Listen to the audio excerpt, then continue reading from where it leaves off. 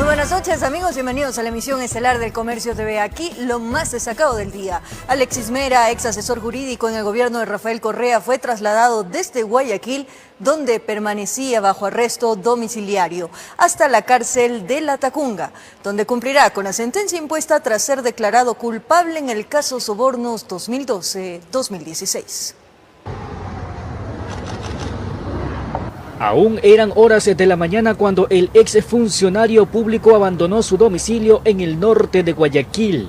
Escoltado por más de una decena de agentes policiales, de allí fue trasladado hasta la Policía Judicial del Guayas y sin tanto resguardo ingresó hasta estas dependencias. Soy un perseguido político, no he robado un centavo, no he cogido dinero de nadie, solo me voy preso por mis ideas. Soy un preso de conciencia, eso es lo que sucede. Una justicia corrupta que me está persiguiendo. Aquí se cumplieron los protocolos, se le hizo el examen médico pertinente, el registro dactilar en lo que respecta al tema de criminalística. Esta tarea tomó más de una hora en el interior de la PJ. Desde allí lo prepararon con la indumentaria adecuada para luego proceder con su traslado definitivo hasta el Centro de Rehabilitación Social Sierra Norte de Cotopaxi. Yo no voy a ir a ningún centro de salud, yo voy a ir a la cárcel porque cumplo con mi deber y he dado la cara en este país. Acá está el vehículo. Pero la persecución política ha llegado a que tenga que enfrentar la cárcel, la voy a enfrentar con honor, porque para mí la cárcel es un honor.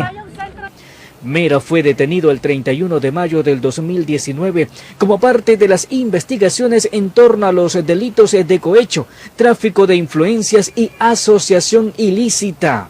Desde el mes de julio de este año cumplía con el arresto domiciliario, hasta que la mañana de este jueves se dio cumplimiento a lo dispuesto por el Tribunal de Juzgamiento, que daba paso a las sentencias de los 20 culpables en el caso Sobornos 2012-2016. Está hecho cargo en este caso un equipo del GOE, las personas responsables en este caso también de la Policía Judicial. Informó José Morales.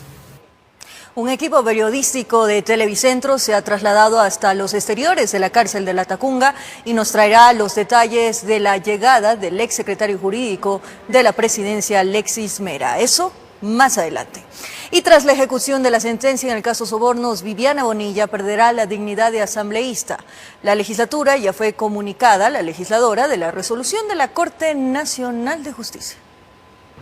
Lo que procede una vez la presidencia de la Asamblea Nacional fue notificada del fallo de la Corte Nacional de Justicia respecto de la sentencia de 8 años que Viviana Bonilla deberá pagar por ser hallada culpable del delito de cohecho pasivo agravado dentro del caso Sobornos 2012-2016, es la principalización de su alterno. Lo que corresponde es que el presidente ponga en conocimiento tanto aquella notificación cuanto el informe de asesoría jurídica al CAL, a fin de que se proceda en forma inmediata a la principalización del asambleísta alterno, que es el señor Rodrigo Collaguazo. Con ello se sobreentiende que Bonilla dejará de ostentar la dignidad de asambleísta.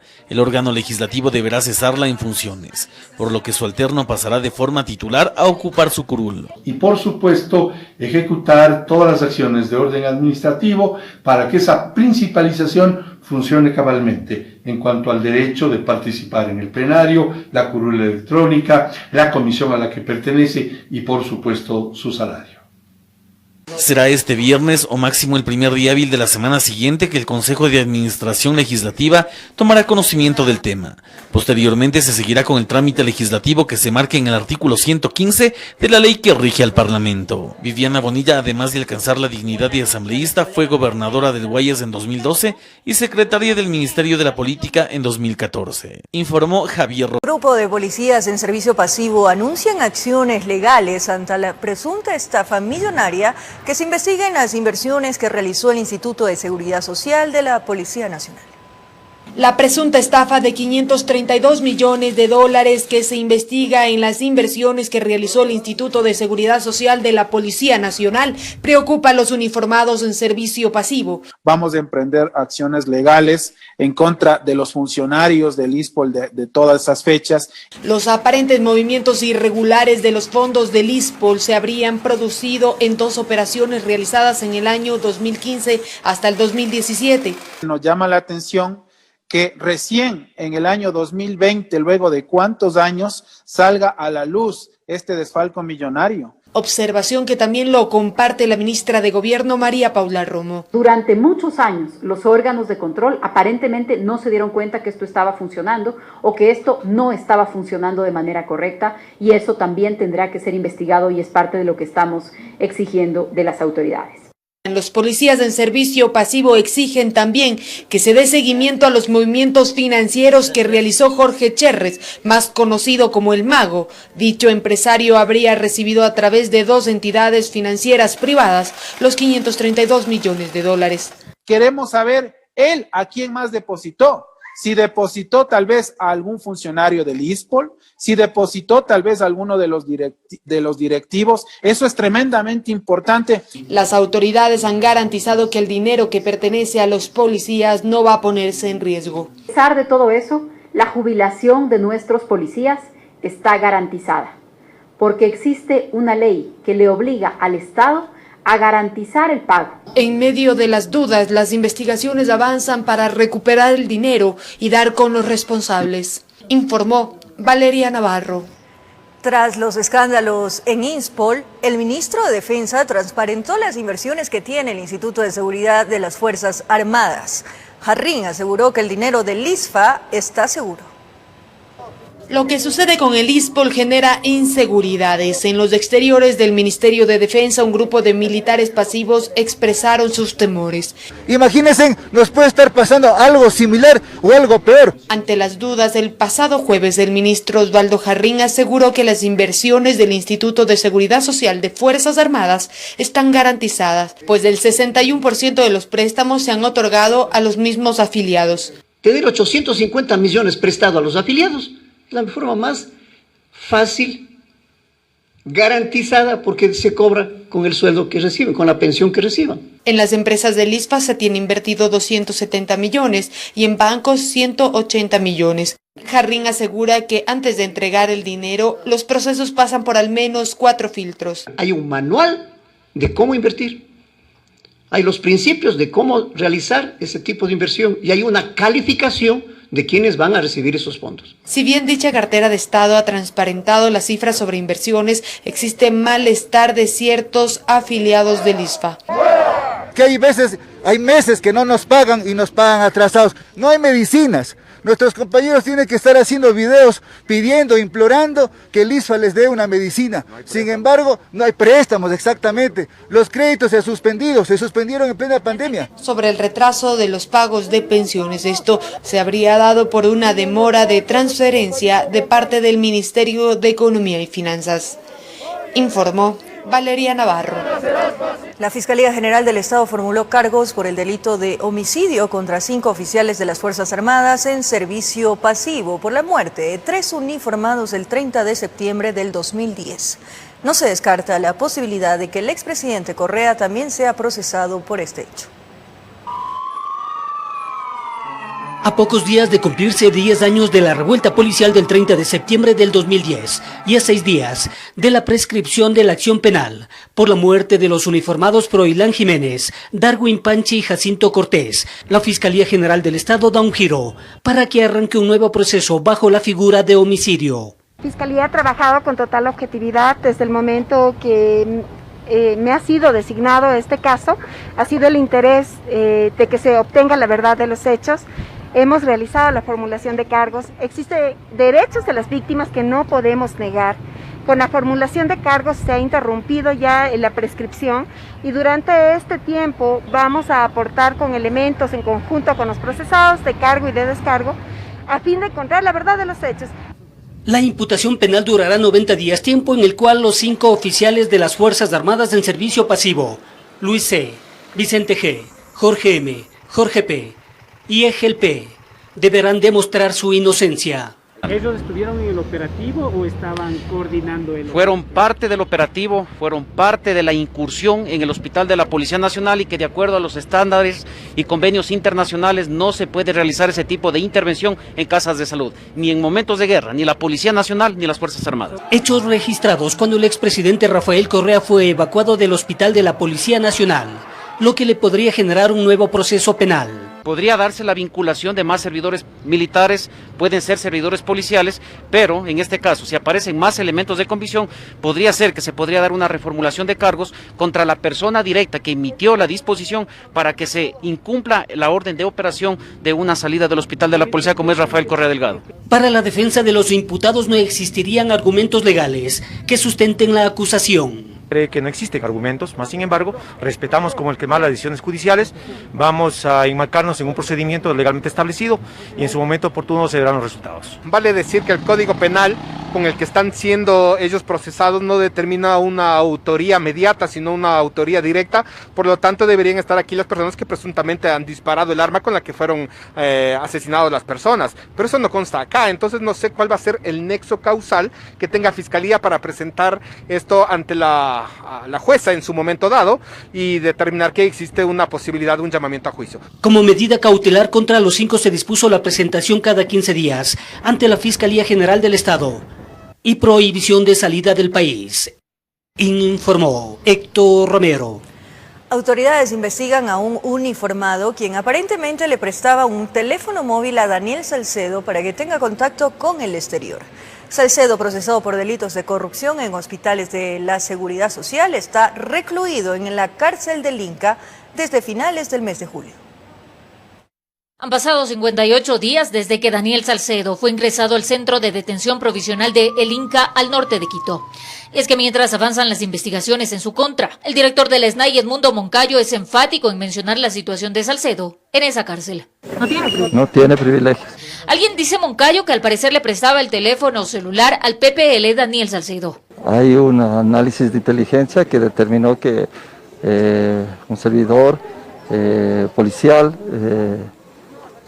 estuvo en contacto con él y no cumplió con las normas establecidas y protocolos y fue trasladado a la Fiscalía para que la Fiscalía tome las acciones pertinentes del caso. Estaba haciendo un uso indebido de un medio de comunicación. Ahora que si a través del teléfono móvil mantenía o no conversaciones y con quién, será potestad de las autoridades competentes determinarlo. Eso es lo que Fiscalía tendrá que determinar de acuerdo a las investigaciones que realiza. Y sobre un posible traslado, dice que el procesado está en una cárcel donde se puede velar por su salud y seguridad, alejado del resto de presos, que ya le han respondido al juez que ordenó el cambio de cárcel. Y sobre las presuntas amenazas de muerte que habría estado recibiendo Daniel Salcedo, Moncayo sostiene que es muy difícil que se registren tales hechos, puesto que es altamente monitoreado. De existir ese tipo de acciones se podrían evidenciar en el circuito cerrado de televisión que permanentemente tiene Daniel Salcedo. Al momento no se tiene previsto un traslado de Daniel Salcedo a otra cárcel, pues él es pieza clave para determinar una presunta red de corrupción que se beneficiaba de contratos en plena emergencia sanitaria en hospitales de la Seguridad Social, informó Marilyn Jaramillo. Presuntas irregularidades en contrataciones, pago de viáticos y permisos a asesores, asistentes de asambleístas fueron hallados por la Contraloría, tras un examen especial realizado a las operaciones administrativas y financieras del Legislativo. La Contraloría General del Estado ejecutó el examen especial a las operaciones administrativas y financieras de la Asamblea Nacional en el periodo de marzo del 2018 a marzo del 2019 y al proceso de contratación, control de asistencia y pago de remuneraciones de los asesores y asistentes de los legisladores por el periodo de mayo del 2017 a marzo del 2019. 13 fueron los resultados. Presuntas irregularidades entre las que figuran la contratación de asesores y asistentes que no contarían con el perfil para ejercer dichos cargos. Aunque en el informe no se establecen nombres, detalla, por ejemplo, que un asambleísta de Guayas contrató a un asistente que en su hoja de vida establece como experiencia administrador de bares y restaurantes por 5 meses, administrador de cocina durante 5 meses, cocina tradicional 20 horas, repostería peruana 20 horas y así varios cursos culinarios, mientras que un asesor 2 establece como experiencia únicamente en empresas privadas, que va desde organización de eventos hasta decoración de interiores. A esto se suman supuestos pagos irregulares de viáticos por residencia, sin cumplir los requisitos. Por ejemplo, al asesor 1 de un asambleísta de Los Ríos se le habría cancelado $7.500 porque en su declaración juramentada establece a su domicilio como La Tacunga. Sin embargo, documentos como el certificado de votación establece que vive en Quito. Verdaderos abusos para la legisladora Cristina Reyes, quien señala que lamentablemente la normativa para este tipo de contrataciones es flexible. Es decir, la normativa permite en algunos casos, bajo los criterios discrecionales de los legisladores, contratar a algunas personas que a lo mejor no cumplan con el perfil. En ese sentido, yo he planteado una reforma a la Ley del Servicio Público justamente para que haya haya criterios más estrictos a la hora de las contrataciones de los cargos de confianza, de libre remoción, no solamente por los temas de la Asamblea Nacional, fundamentalmente por lo que ha ocurrido en el sector público. Con ello concuerda Germán Rodas, miembro de la autodenominada Comisión Anticorrupción, para quien además de esta investigación se debe ir al siguiente paso. Las responsabilidades no son de los contratados, son de quienes los contratan, y los que contratan habrá que saber si es que los tienen allí para que cumplan funciones de qué naturaleza, o si simple y llanamente es un medio para nuevamente obtener diezmos. Y es que el informe de la Contraloría recomienda al legislativo que se valide y se verifiquen requisitos e información. En Quito informó Adriana Rojas. Audiencia de juzgamiento en contra de Walter Solís, quien es procesado por el presunto delito de peculado, fue suspendida. La misma se reinstalará el próximo 1 de octubre. Y lo que se encuentra adelantado, durante la diligencia efectuada este jueves, se presentó su prueba documental y se recibió la prueba también por parte de la defensa de Solís. El binomio presidencial por la Izquierda Democrática, integrado por Javier Herbas y Sara Gijón, acudió al Consejo Nacional Electoral para inscribir su candidatura. Los postulantes deberán esperar alrededor de 5 días para saber si sus nombres constarán en la papeleta electoral. Identificados con el tradicional naranja, simpatizantes de la Izquierda Democrática, listas 12, acompañaron hasta el Consejo Nacional Electoral CNE al binomio presidencial Javier Herbas a la presidencia y Sara Gijón a la vicepresidencia para cumplir con el requisito de solicitar el inicio del proceso de inscripción de la candidatura. Proponemos a todo el Ecuador un modelo de desarrollo basado en la exportación. Hasta este jueves son 3 binomios que han acudido a las dependencias del CNE para literalmente obtener el pasaporte que les permita participar en las elecciones presidenciales. Primero lo hizo por Democracia Sí, Gustavo Larrea, Alexandra Peralta, por Creo, Guillermo Lazo, Alfredo Borrero, y por la Izquierda Democrática, Javier Herbas, Sara Gijón. A ellos se suma vía telemática por Centro Democrático, Andrés Arauz, Rafael Correa, todos con similares propuestas. Una oportunidad de oro para todo nuestro país, para redireccionarnos positivamente, para enfrentar esta dura crisis económica, social y de valores dentro de una grave crisis de salud que hoy en día enfrentamos. Reactivación económica e integral, justicia social fundamentada en derechos humanos, recuperación de los valores democráticos y transparencia en la gestión pública son los pilares del plan de gobierno de la ID. Y también enfocados en los objetivos de desarrollo sostenible, que son también política de Estado en el Ecuador y que tienen que ser realidad no solo en los discursos, sino de manera efectiva en los territorios. Una vez cumplida la presentación de documentación, son alrededor de 5 días los que deberán esperar para saber si sus nombres integrarán la papeleta electoral, informó Héctor Romero. 22 instituciones públicas y privadas del país trabajan en la construcción de la política pública por una Internet segura para niñas, niños y adolescentes. El objetivo es promover conductas protectoras y establecer sanciones ante la vulneración de los derechos humanos.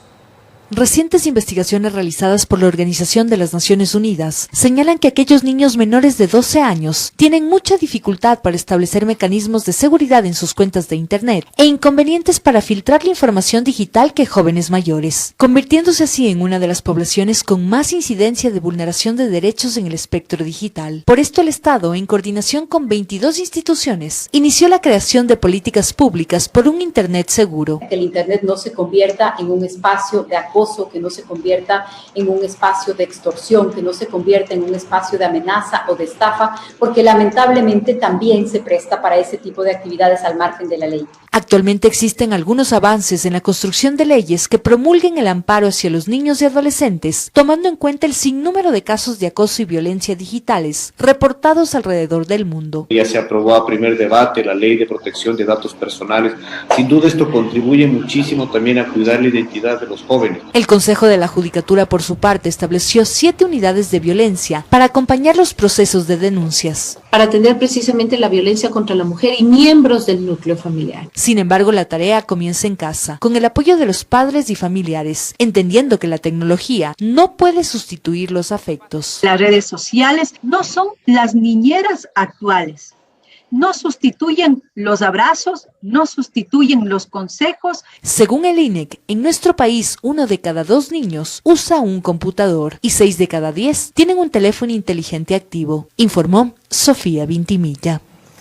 En Quito, 3 establecimientos privados tienen aprobación para iniciar clases presenciales bajo un plan piloto. Sin embargo, hay solicitudes de 5 colegios más que deberá analizar el Comité de Operaciones de Emergencia Nacional. Así lo informó la ministra de Educación. En relación a los colegios que están ahorita como propuestas de plan piloto, son en este momento, aparte de los 3 aprobados, hay 5 más que ya están preparándose para presentar su proyecto en el COE nacional y por supuesto en el COE provincial para ser aprobados por el COE municipal y demás. Sí, en este caso y en este momento son todos particulares. Primero que tienen que tener está subido todo el plan de continuidad educativa, está subida a la plataforma del Ministerio de Educación con absolutamente todos los detalles, a nivel de infraestructura sanitaria, a nivel de formación de las familias, de los docentes por supuesto y del currículo y la gestión escolar. Más adelante les contamos que dictan arresto domiciliario para alias Papá, supuesto cabecilla de una organización dedicada al tráfico internacional de drogas. Además, 2 sujetos fueron arrestados como sospechosos de un atentado al alcalde de Pueblo Viejo. Los detalles en breves minutos.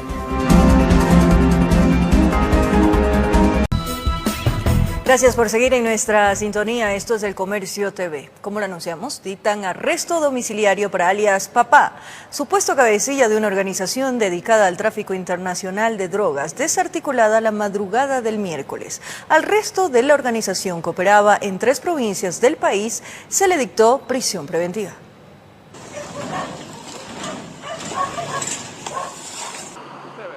A 6 de los 7 detenidos se les dictó prisión preventiva de 90 días por el delito de delincuencia organizada.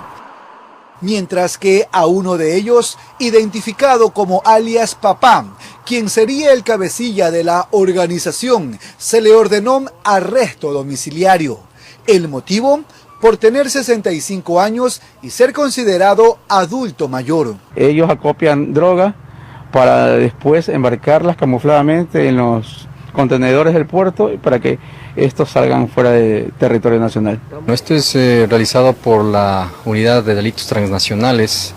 La operación se ejecutó en 3 provincias. La desarticulación de la estructura delictiva se realizó durante el operativo Victoria 962, efectuado en Manta, Santo Domingo, San Borondón y Guayaquil. En el desarrollo de la operación policial se han realizado la cantidad de 10 allanamientos, la detención de 7 personas, todas ecuatorianas, varios de ellos con antecedentes. De igual manera hemos encontrado e incautado $140,000 americanos, los mismos que estaban en poder de líderes de la organización. Hemos realizado la incautación de 5 vehículos. 2 de los detenidos son hijos del supuesto líder de la organización, quien tenía aparentemente su centro de operaciones en la ciudad de Manta. Informó Jorge Salazar. 2 sujetos fueron arrestados como sospechosos de un intento de atentado al alcalde de Pueblo Viejo, Marcos González.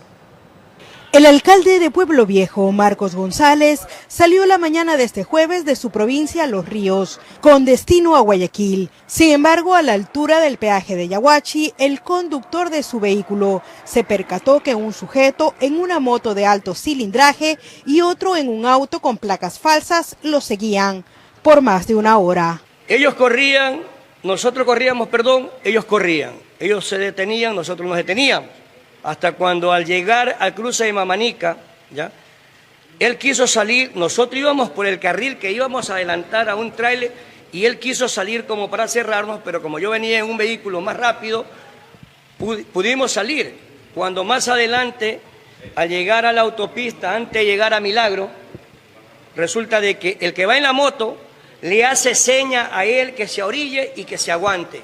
Ante la presunta amenaza, el alcalde González llamó al ECU 911. Con la ayuda de agentes de la CTE y de la Policía Judicial, capturaron a los supuestos implicados, que no portaban armas de fuego ni registraban antecedentes penales. Los sospechosos están bajo custodia policial tras la denuncia presentada por el funcionario público. Son oriundos del cantón Babahoyo, de Pueblo Viejo. El señor fiscal, debemos de recabarle todas las evidencias, se tomó contacto y ya se calificó tanto con la señora jueza con él por el delito de intimidación.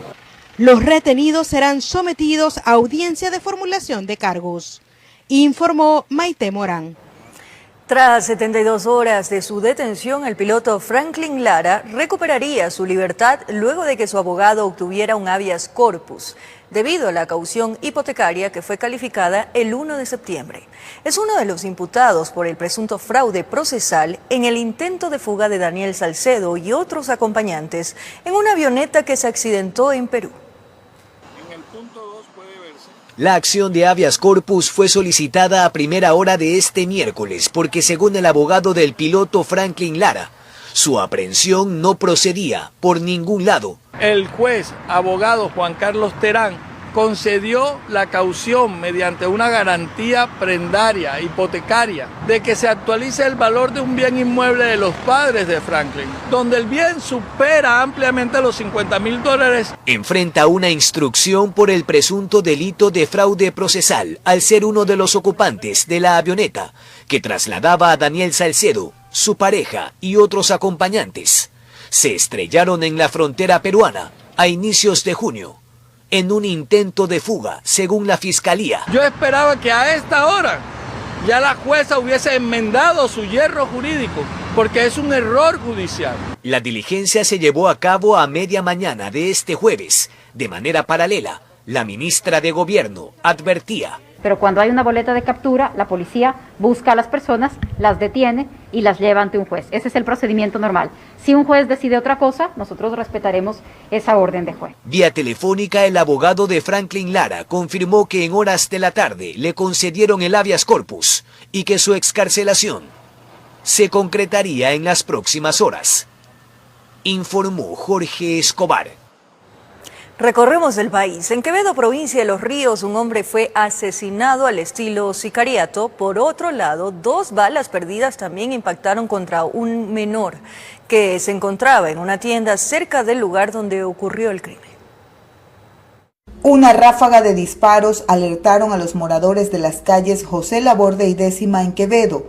2 sujetos en una moto abrieron fuego contra la humanidad de Milton Ferán, conocido como Cachete, contra quien impactaron al menos 5 de las 10 balas. Otras 2 balas perdidas causaron heridas en una menor de 9 años en su brazo y pierna cuando se encontraba en una tienda a pocos pasos de la hora Oxiso. Cuando oigo los tiros, pero yo pensaba que eran esas motos que suenan. Y cuando oí que era ya como más de 5, ahí que me salgo.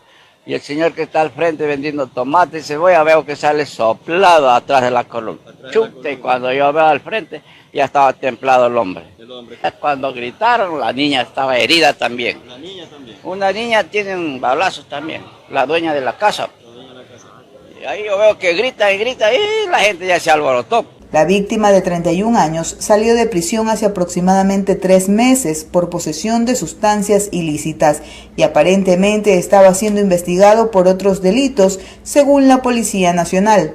Solo escuchamos las detonaciones nomás y nosotros pensábamos que eran los cohetes esos que andan reventando por las festividades de la Merced. Cuando de pronto escuchamos la bulla y la gente comenzó a gritar y comenzó y corre moto, de ahí fue que bajamos a ver. Hasta el momento no hay detenidos por este crimen, pero la DINASET espera dentro de la flagrancia dar con los responsables del hecho violento. Desde Los Ríos informó Odette Camacho. Indignados se encuentran los familiares de una mujer que falleció hace 1 mes y medio. Al percatarse de la tumba donde yacen los restos de su pariente, fue profanada por presuntos delincuentes. Señala la hija de la fallecida que en el féretro de la difunta había dinero y joyas. Esto lo comentó a otra persona hace unos días y tiene sospechas de quienes pudieron haber realizado este hecho. En el cementerio de la parroquia Chanduy, presuntos delincuentes abrieron la tumba de una mujer que falleció hace 1 mes y medio para robar sus pertenencias. La hija de la difunta manifiesta que hace unos días comentó con una persona que en el interior del féretro de su madre había un dinero y unas joyas. Por esta razón, tienen sospechas de las personas que pudieron hacer esto. Yo le di a guardar una plata a ella, lo cual en una almohada habían $600 y unas cadenas. Entonces yo me dirigí hacia esa persona conversándoles y parece que ella la debe conversado al esposo, a alguien, y ellos se dirigieron hasta acá. En los momentos dolorosos por la muerte de su progenitora, no se percataron del dinero y decidieron dejarlo hasta que la fallecida cumpla 1 año y sacar las pertenencias. Siempre yo le daba a guardar a ella y yo ya cuando ya está enterrada, yo reacciono que yo tenía esa plata. Entonces ya se me hacía venir, desbaratarlo. Yo dije, bueno, en el momento que ella cumpla su año, yo vengo, la saco, como pensaba llevar la esmeralda y todo, yo dije, ahí la saco, no me preocupaba. Jenny del Rocío Velasco falleció de un infarto. El esposo pide que se investigue y se castigue a quienes profanaron la tumba de su esposa. Sorprendido de ver esto, porque yo primera vez que veo esto que desbaratan una tumba. Igualmente hay que investigar, porque han hecho estas cosas. Los pobladores de Chanduy están alarmados por esta situación. Ya no existe respeto ni por los muertos. El pueblo está indignado de lo que ha pasado. Y queremos justicia y que él me está viendo y me está escuchando porque son 2 hombres. 2 hombres son. Desde la provincia de Santa Elena informó Darwin Villao. Se registró un triple choque vehicular en el sur de Guayaquil. El vehículo que originó el percance habría perdido los frenos mientras iba en movimiento. Ocurrió sobre la avenida Pío Jaramillo, en el sur. Allí, un auto y 2 vehículos pesados protagonizaron un accidente que afortunadamente no dejó heridos. Asimismo estaban en luz roja, estaban los vehículos que venían en el sentido de la perimetral. El camión que está atrás impacta al tráiler y el tráiler impacta al carro pequeñito. El camión se habría quedado sin frenos antes de llegar al semáforo. El conductor prefirió abandonar el sitio. Hay conductores a esta noche que vienen cargados y vienen en una velocidad no prudencial. Imagínense la luz roja, que se pasa la luz roja. Sentí el trancazo nada más, pero estábamos aquí esperando. Según dicen que se quedó sin frenos. Informó Jorge Salazar. Al menos 1.000 privados de libertad han dado positivo para COVID-19 a escala nacional y se registran 27 víctimas mortales. En este contexto, la empresa privada donó 1.500 pruebas rápidas para detectar el virus en el sistema carcelario. La donación de las pruebas para la detección de coronavirus se realizó en 2 cárceles de Quito, en el Centro de Detención Provisional de Varones de El Inca y en la Casa de Confianza de Chillogallo. Son pruebas rápidas de flujo lateral, el resultado se obtiene entre 15 y 20 minutos. Se trata de una donación por parte de la empresa privada direccionada para las personas privadas de la libertad, funcionarios, policías y guías penitenciarios. Nos han entregado 1.500 pruebas rápidas para COVID-19. Pues se busca frenar la curva de contagios en los centros penitenciarios del país, que registra una importante cifra. Sí, así es, casi 1.000 casos confirmados. Pero aparte de ese número de casos positivos, existe otro grupo con sospecha de COVID, asegura Edmundo Moncayo, quien también menciona que se están cumpliendo con todos los protocolos para impedir mayores contagios y que de a poco se controla la situación. Sin embargo, que a lo largo de los últimos meses también se registra un incremento de víctimas mortales por COVID. Hasta el momento contabilizamos 27, pero casi 2 meses que no hemos podido contabilizar ninguna, ¿no? Pasó nuestra ola. Sumado al hacinamiento que existen en las cárceles del país. 8.000 personas privadas de la libertad están de más. Carla es una de las PPLs que accedió a la prueba rápida en conjunto con otras compañeras. Un pequeño pinchazo nada más en el dedo. Es así como se suman esfuerzos con la empresa privada para frenar los casos de COVID en el sistema carcelario. Informó Marilyn Jaramillo. Vamos a cambiar de tema. En Quito se reaperturó la Biblioteca Nacional Eugenio Espejo, donde se preserva el patrimonio bibliográfico y documental del país, que tiene en su inventario alrededor de 1.3 millones de ejemplares. El presidente Moreno, junto a otras autoridades, realizaron un recorrido por las instalaciones. El Centro de Convenciones Eugenio Espejo de Quito es la nueva sede de la Biblioteca Nacional que lleva el mismo nombre.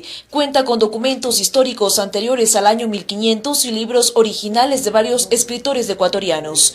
El presidente Lenín Moreno, junto a otras autoridades, realizaron un recorrido por las instalaciones. A ustedes sí les gusta leer libros y visitar museos. Es por eso que aquí está la primera parte de lo que va a ser esta Biblioteca Nacional. En el año 2016 se cerró al público debido a un evento que se realizó en la Casa de la Cultura. Tras 4 años, la biblioteca vuelve a funcionar parcialmente por la pandemia. Quiero agradecer a la Casa de la Cultura ecuatoriana por haber custodiado durante todo este tiempo los más de 1.300.000 bienes que conforman los fondos de esta biblioteca y que hoy reabre sus puertas. La biblioteca es un espacio de preservación del patrimonio bibliográfico y documental de la historia del país. Los ejemplares que por el momento están disponibles en el Fondo Jesuita son originales y firmados por Eugenio Espejo. Además se encuentra el único libro registrado en la memoria del mundo de la UNESCO. La reubicación de la biblioteca tuvo una inversión de $460.000.